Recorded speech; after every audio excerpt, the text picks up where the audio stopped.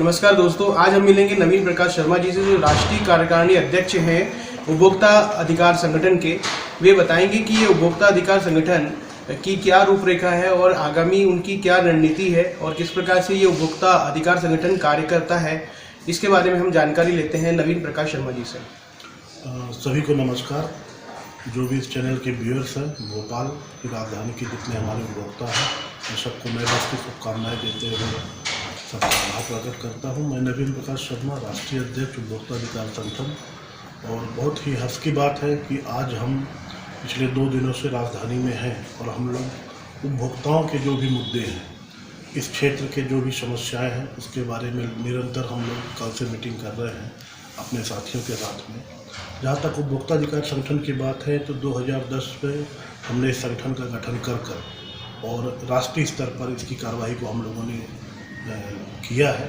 अभी हमारे लगभग 24 प्रदेशों में हमारी जो प्रदेश इकाइयाँ हैं, उनके माध्यम से हम जागरूकता कार्यक्रमों का और उपभोक्ताओं के हितों में लड़ाई करने का प्रयास कर रहे हैं, जिससे कि एक आम उपभोक्ताओं को ठगा ना जा सके।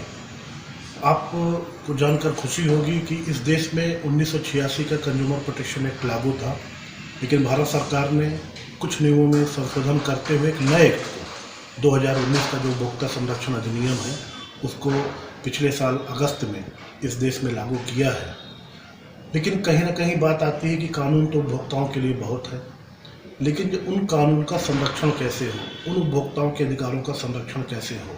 जैसे कि उपभोक्ता संरक्षण अधिनियम में एक आम उपभोक्ता को उस एक्ट के माध्यम से 6 अधिकार प्रदान किए गए हैं, लेकिन कहीं ना कहीं देखने में आता है कि जो भी समय समय पर शासन के दिशा निर्देश होते हैं, गाइडलाइन होती है, नियम है, उपनियम है, वहाँ पर उपभोक्ताओं को अपने अधिकारों के बारे में जानकारी नहीं है और जिनको जानकारी है तो उनका सरेआम उनका उल्लंघन किया जाता है। ऐसे में आम उपभोक्ताओं के पास बड़ी दिक्कत होती है कि उसकी शिकायत कहाँ दर्ज करें, उसकी कानूनी कार्रवाई कैसे करें, उसमें अपना अधिकार कैसे लें।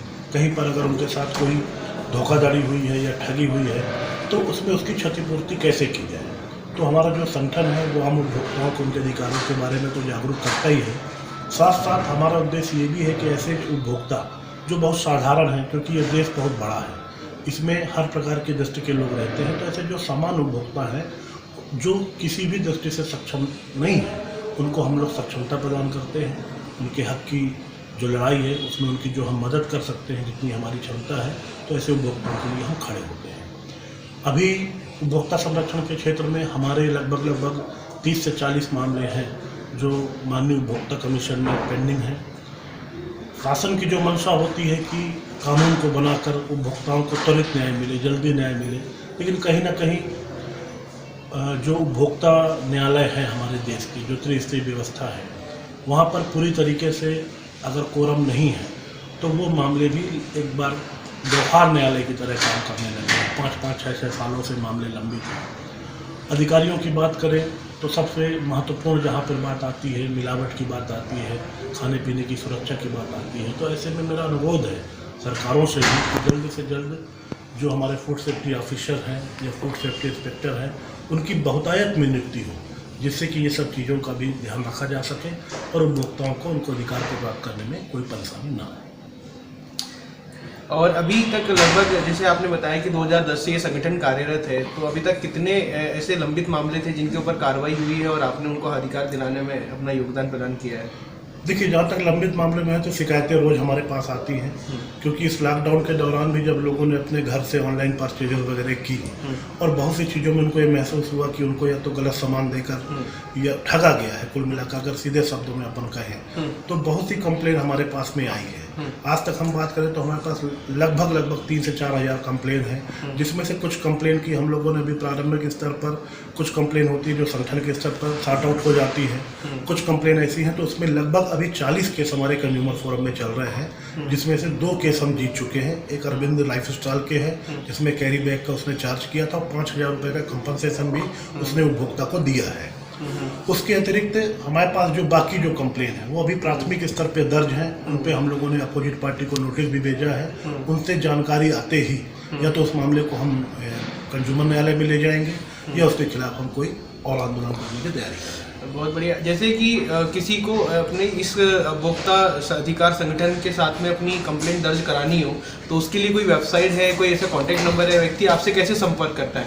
जी हाँ, बिल्कुल, हमारे सोशल मीडिया अकाउंट से या हमारी वेबसाइट से जो www.10euro.in पे जाके वहाँ पे कंप्लेन का एक अलग से टैब बना हुआ है, आप वहाँ पे जाकर कंप्लेन दर्ज कर सकते हैं। साथ ही आप हमारे प्रदेश कार्यालय में संपर्क कर सकते हैं, अलग अलग प्रदेशों में हमारे कार्यालय हैं, उनसे संपर्क कर सकते हैं। वहाँ पे हमारी टीम है जो आपको पूरी तरीके से उस विषय में जानकारी भी देगी, और अगर कोई ऐसी स्थिति बनती है जहाँ पे आपको कानूनी सहायता चाहिए तो पूरी सक्षमता के साथ आपको उसमें मदद भी करेगी। ये जो संगठन वर्किंग कर रहा है इसके लिए किसी प्रकार का कोई चार्जेस वगैरह उपभोक्ता को पे करना होता है क्या? नहीं, अभी तक हमारे पास ऐसा कोई सिस्टम हमने नहीं बनाया है कि आम उपभोक्ता वैसे ही लूटा हुआ होता है तो उससे क्या चार्ज है। लेकिन नो डाउट जब संगठन काम करता है तो चूंकि हम लोग वॉलंटरी कंज्यूमर ऑर्गेनाइजेशन है, बहुत से खर्चे ऐसे होते हैं संगठन को चलाने के लिए भी। तो अभी तक तो कंप्लेन को लेकर, क्योंकि जहाँ पे उपभोक्ता परेशान है तो हमारे उद्देश्य में भी नहीं है और हमारे संगठन की ऐसी मंशा भी नहीं है कि वहाँ पे उपभोक्ताओं को किसी और भी प्रकार का वर्णन दिया जाए। लेकिन हाँ, इस लड़ाई में जो भी उनके कोर्ट के जो खर्चे होते हैं, जो भी एफिडेविट बनवाने का होता है या कोर्ट की फीस होती है, वो उपभोक्ता को वहन करना होता है। बाकी जो फैसिलिटेशन होता है या कानूनी सहायता होती है वो संगठन द्वारा निःशुल्क उनको प्रदान कराई जाती है।